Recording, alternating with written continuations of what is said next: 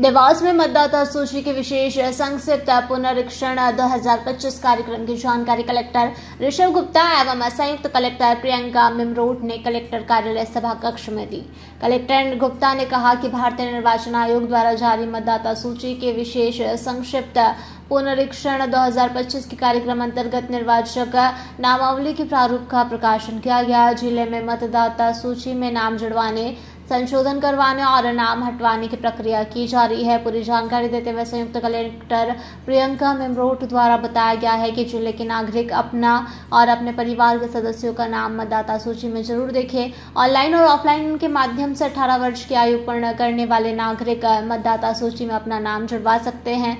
वहीं ऑनलाइन आवेदन voter helpline app के माध्यम से किया जा सकता है। ऑफलाइन आवेदन के लिए बूथ लेवल ऑफिसर BLO से संपर्क किया जा सकता है। प्रत्येक मतदान केंद्रों पर कार्य दिवसों में बूथ लेवल ऑफिसर उपस्थित रहेंगे। देखिए क्या कुछ जानकारी दी कलेक्टर गुप्ता एवं संयुक्त कलेक्टर मिमरोट ने। प्लेटफॉर्म पे ये पॉइंट रखने का मेन उद्देश्य यही है कि आपके माध्यम से मतदाता को चर्चा पता, अपना नाम देखिए और प्लीज चेंज करवाना है तो करवा दीजिए। बाकी तो मैंने बताया कि वीकेंड्स पे हमारे जो BLOs हैं वो घर घर ही जाएंगे और ये आपके माध्यम से भी हमको फीडबैक मिल जाए कि वो जा रहा है कि नहीं जा रहा। अगर आपको लगता है कि आपको घूम ही नहीं रहा आपके मोहल्लों में, तो ये भी आप एक छोटा सा व्हाट्सएप ड्रॉप कर देंगे तो उस पर अच्छी कार्रवाई कर सकते।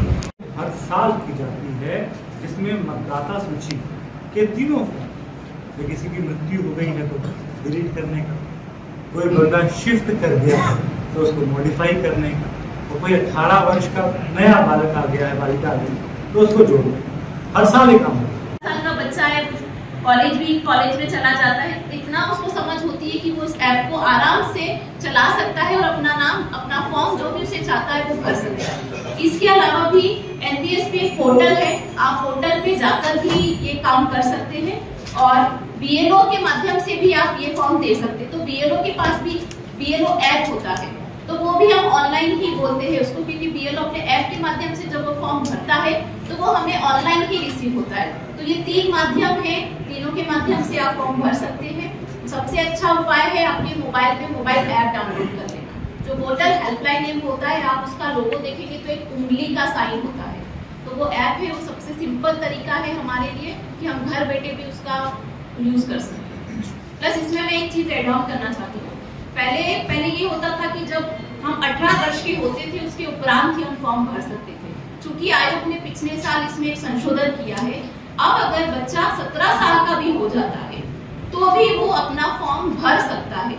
जब और उसमें क्या होता है, जैसे आपने आज फॉर्म भरा, 17 साल के हो गए, हमारे ड्रॉप बॉक्स में वो फॉर्म सबमिट हो जाता है। जैसे ही 4 तिथि है, 4 तिथि जो होती है 1 अप्रैल, जुलाई, अक्टूबर और जनवरी, इन 4 तिथियों में जब भी वो बच्चा 18 साल का होता है तो वो फॉर्म अपने आप निराकरण के लिए आ जाता है। मतलब 1 साल पहले भी आप दे सकते हैं। इससे क्या होता है कि जो समय पहले बीत जाता था, 18 साल का बच्चा हो गया, उसे पता नहीं चला, फिर वो 19-20 में पहुंच जाता था, तब जाके फॉर्म भरता था। तो आयोग ने सुविधा दी है कि आप 17 साल होने के उपरांत भी फॉर्म सबमिट कर सकते हैं। जैसे ही आप 18 साल के होंगे, अपने आप सिस्टम उसे ड्रॉप बॉक्स से हमारे निराकरण में डाल देगा और हम उसे ऐड कर देंगे। तो ये बेस्ट है। आप अभी भी 17 साल के अगर हो गए तो फॉर्म सबमिट कर सकते हैं। सभी को नमस्कार। जैसा कि हम जानते हैं, भारत निर्वाचन आयोग हर साल मतदाता सूची के संबंध में पुनरीक्षण कार्यक्रम जारी किया जाता है।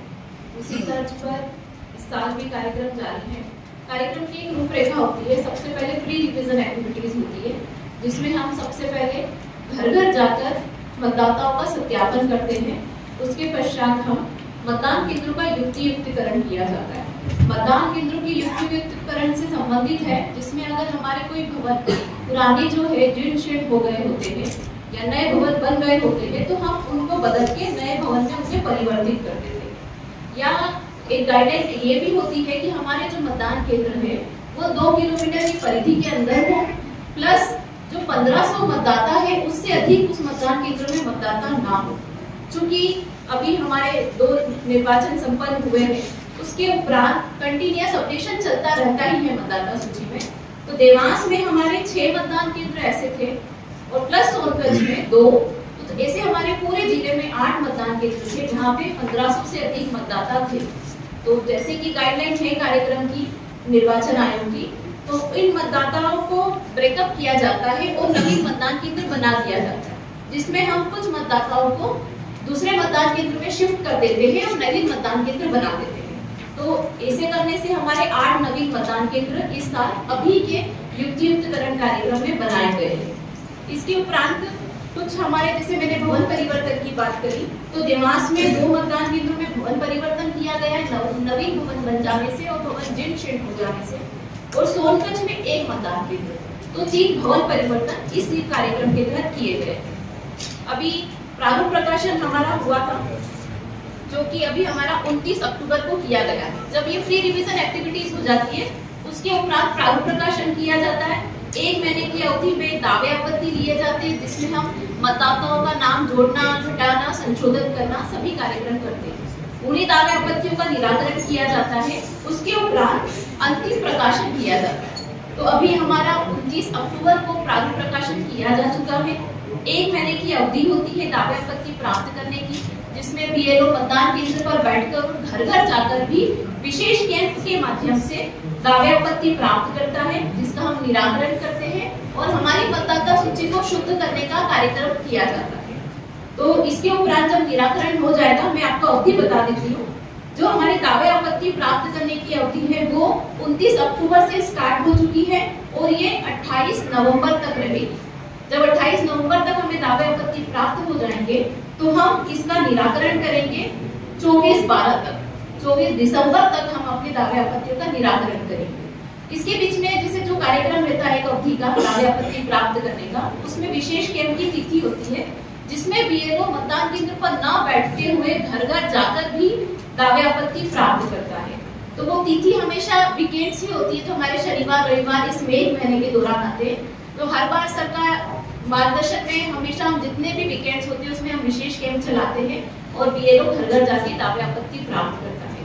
जब ये पूरा निराकरण हो जाएगा तो हम 6 जनवरी को मतदाता सूची का अंतिम प्रकाशन करेंगे। इन सभी में आप सभी से यही सहयोग हम अपेक्षित करते हैं कि लोगों को इसके बारे में ज्यादा से ज्यादा मात्रा में पता चले और लोग जागरूक हो कि ये जो समय है दावे आपत्ति लेने का, ये निकल ना जाए, क्योंकि ऐसे तो कंटिन्यूएशन अपडेशन चलता रहता है। चूंकि ये विशेष कैंप है, विशेष अभियान के तौर पर हम इसे करते हैं, तो आप सभी से आग्रह है, निवेदन है कि इस तिथि को आप ज्यादा से ज्यादा लोगों तक पहुंचाएं, उन्हें जागरूक करें, ताकि ज्यादा से ज्यादा लोग हमारे इस कार्यक्रम में शामिल हो। जिनको नाम जुड़ाना है या संशोधित कराना है या हटाना है, वो इसके तहत फॉर्म भर सके और हम उसका निराकरण समय से कर सकें। देवास से ब्यूरो चीफ अभिषेक सोनी की रिपोर्ट।